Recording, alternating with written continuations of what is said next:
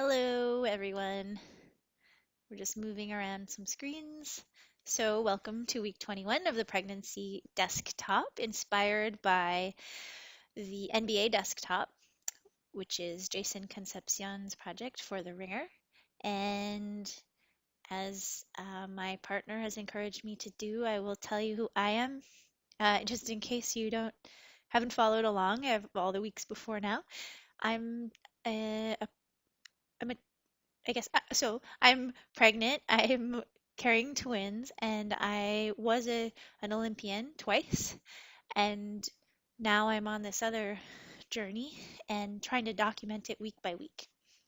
And the format for today is going to be me hosting, but I have my partner on screen share, and he'll be joining us in a few minutes because he's traveling right now. So, week 21.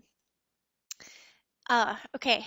So the pun this week is very Daniel specific. And Daniel, can you unmute your mic? Because I have a question for you. Okay.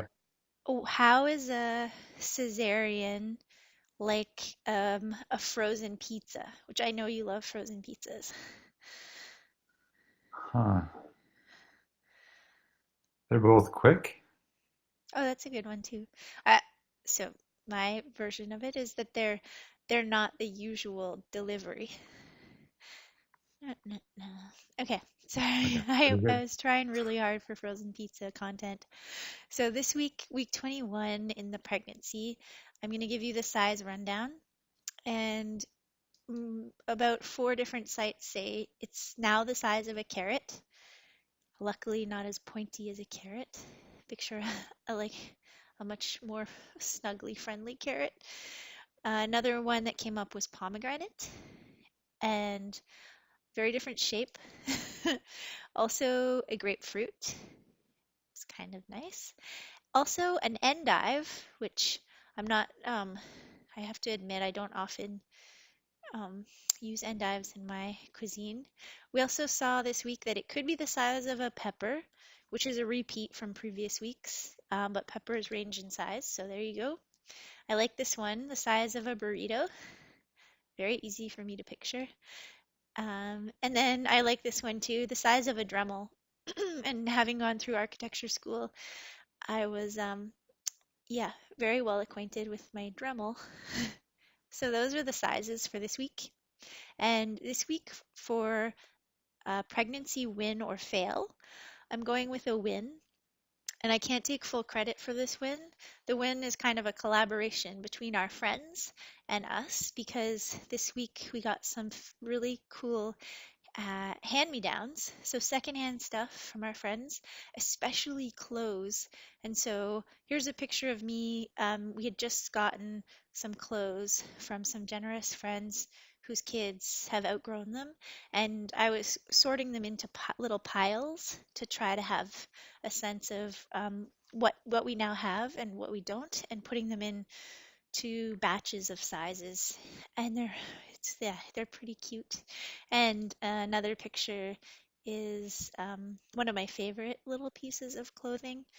They're all pretty cute. I think I'm going into a mild version of nesting, which is organizing and getting ready. So yeah, so that's the pregnancy win, is just getting these hand-me-downs. And I said it was collaborative because what I'm doing is taking these things. So here's a shot I wanted to show you of just like a really awesome onesie, if it comes up. Oh yeah, there we go. Squids on it. So what I'm doing is counting them up and putting them into our spreadsheet, which I know I talked about briefly before. But so here's a snapshot of where we're at now with our spreadsheet, which we call baby stuff inventory. And when it finally loads, I've hidden some of the columns that have more detail, but you can see the green here indicates that we've got all of that thing that we need. So we were trying to get two little hats in time for homecoming, and so now we've got those. So all the green things are basically checked off our list. It would be great if we could get everything secondhand, either buy it or if people want to give it to us, just to keep our imprint lower, our carbon imprint lower. And some of the things, though, we will need new, so I have indicated those in pink. And this is all ordered by when we need it. So, yeah, so we're doing pretty well. And so that's a huge pregnancy win. And some of the big things that we thought might be expensive, our friends have really generously given to us. So, okay. So now I want to call on Daniel. So I'm going to switch over my screen so you can see him too. And he's going to talk a little bit about the odds. Like, what are our odds of getting pregnant with twins? Hi. Hey. Hey. Um, yeah, my screen is really slow, so hopefully it's just showing me a slow screen and you're going to see a normal speed screen. Okay. Um, okay, so for the odds, this was kind of, I guess, slightly inspired by the conversation that we had when I was trying to guess um, whether the twins were fraternal or identical, and then whether it was two boys or two girls, or yeah. So yeah, in a way, I guess the point was that there was a 50% chance. I'm just going to share my screen because I have a few images. Okay, share. You can see my screen now. Yeah, I can see it. Close message. It's going to look a little weird for a second, and then Yeah. I'm going to. Oh, there. Okay, hold on. Oh, wrong one. Okay, there we Uh, go. Okay, so this was the yeah. So basically, it's not like anything to be incredibly proud of to guess correctly whether it's a boy and a girl because there's a 50% chance of that. But then we were kind of thinking like, but what are the real odds? And the idea being that the real odds are, it's not just whether it's a boy and girl, but it's also like, there was not a 0% chance that we would not be able to conceive. We tried to get pregnant a bit later, and we tried for a while. And we tried IVF, which is like the best chance of succeeding technically in terms of getting pregnant. It didn't work. Yeah, I thought it'd be interesting to kind of like look at the odds in each step. And this is a very unscientific and not accurate, but kind of a fun project anyway. that But would be a great so yeah, intro so to a paper. Here we go, by the way. I feel like that would be honest for most Yeah. papers.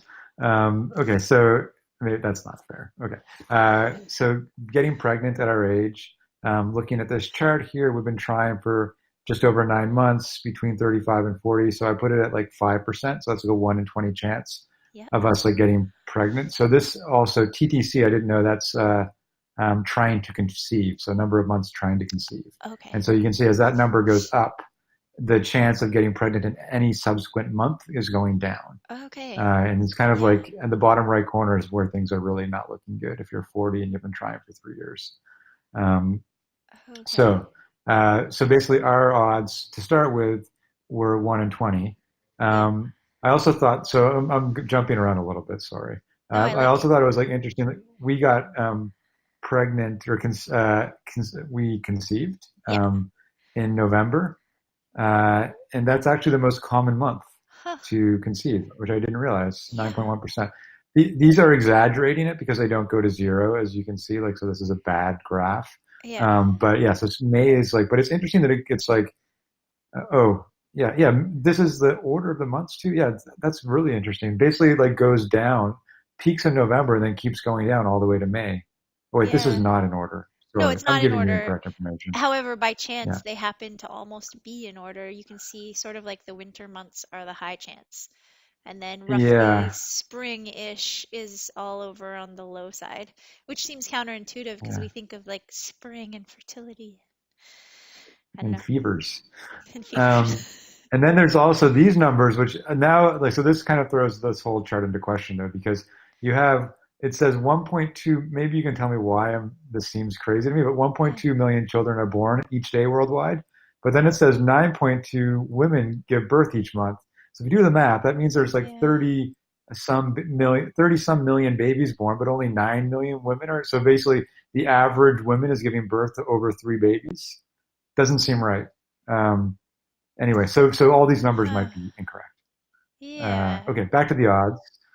So then the Tell me first odds about it. was 1 in 20 of conceiving in the next month. And then the next one is the odds of having twins. So 3.3%, 1 in 33, essentially. But those change a bit for us. This is low Yeah. res, so I apologize for that. Oh no, it's And clear also, I feel res. like It's this good. is okay. This is like a dumb way to do it. Instead of just doing like a percent, they're giving us per 1,000 births. Yeah, So because the numbers so would be so 71 small. It is would be just 7 point. 7%, which Yeah. would be, yeah, so that'd be way Yeah. better. So basically, and maybe it's even higher because this is 1980, 2009. So you can see there's a big jump. Wow. Oh, Yeah. I guess we're not in that category. We're in this category. So, Yeah. um, but it's still 5%. And then that 5% gets changed to because of two things. One is that, we both have twins in our family. So that basically doubles the odds. I don't think that's very scientific. But also, we were taking gonadotropins. Is Hmm. that what I think that's what it's called? Yeah. And that gives you like a big boost. So I ended up putting those our twin odds at 1 in 5. Yeah, which is really And then the boy high. girl, it's pretty high. Yeah.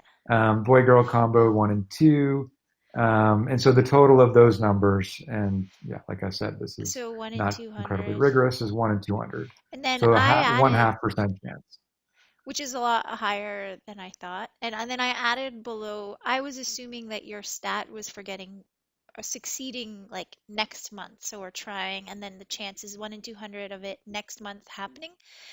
And then I put, so Hmm. after 6 months, if you don't change anything else, and we tried 6 months in a row, for one of those 6 months working and having twins and it being a boy girl, would that then shift the odds even higher?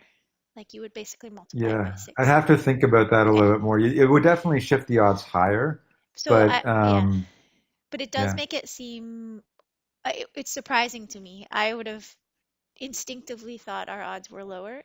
So that's, it makes us feel less uh,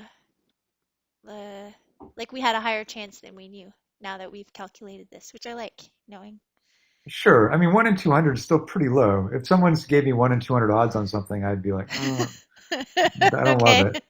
Yeah, yeah, yeah. Okay. Sorry, that's a lot, and that's probably more than you needed to hear about the odds. I like it. But I'll stop Okay. sharing my screen now. Okay, so I'm gonna switch back to my screen and I'm going to talk about, oh, not this. Okay, I'm going to talk about something that's really cool that we're doing. So the first class we went to together was this prenatal class. Since these are our first, we thought it would be a good idea to take advantage of a class. And because we live in a place where there's enough demand, they specifically have prenatal classes for parents of multiples. And so I'm just going here to show you basically where we looked at the list of classes. There's a lot of great stuff here. Some of them are free, some of them have a like a $50 fee or $20 fee. The one we did is a series of 5 classes. It's more expensive and it's 5 weeks. The first one we've gone through together, so I was going to ask you for your reaction, Daniel. I'm going to show the course outline here very briefly, and then my question to you is like having gone to the first class together, was it what you expected, or was there anything you like name one thing you expected that happened, and then one thing you didn't expect? So week one, we covered a lot of general intro stuff. And to put it in context, there were about 10 couples there, 2 of which had triplets, expecting triplets, and the rest twins.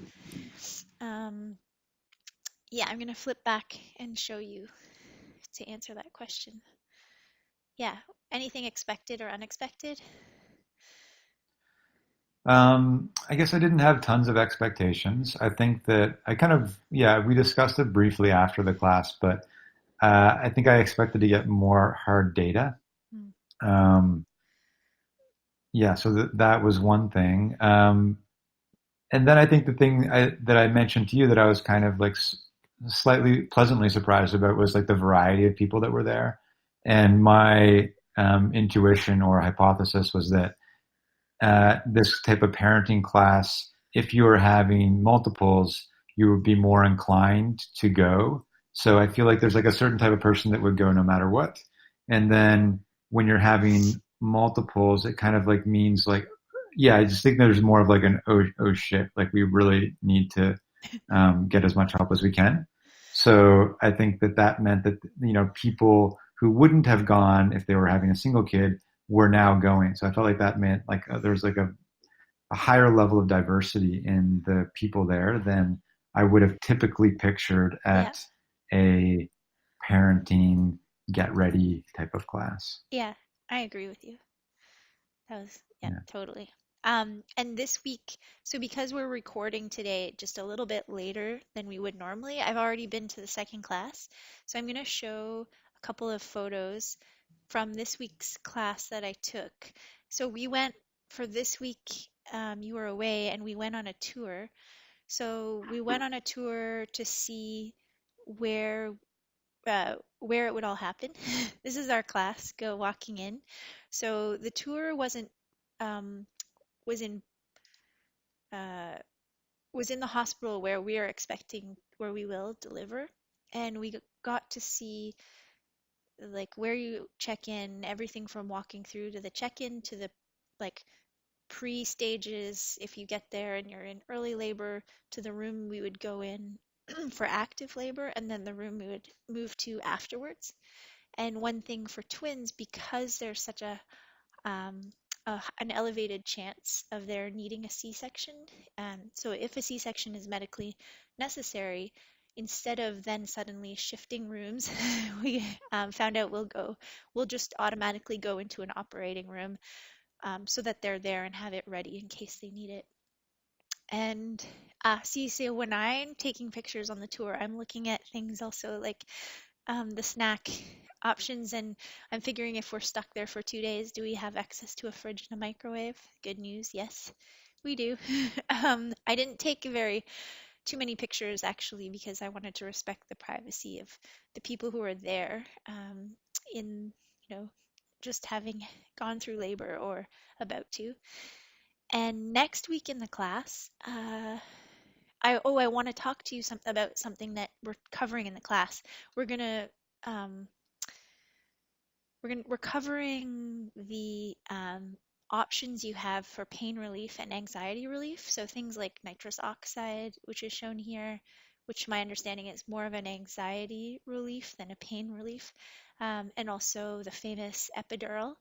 And without going into any detail here, I just wanted to mention that this is going to be a topic because it's of interest to us and we really want to learn more about it. I'm going to present sort of all my findings on it in the next time I see you in a week.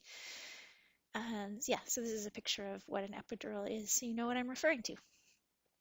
Very, very briefly, like at this point, what I found is um, there's a lot of opinions, and some of those opinions are either based in, I would say, in like a romanticization or fear of different aspects of the labor itself, which is totally understandable. It does sound so like a risky thing.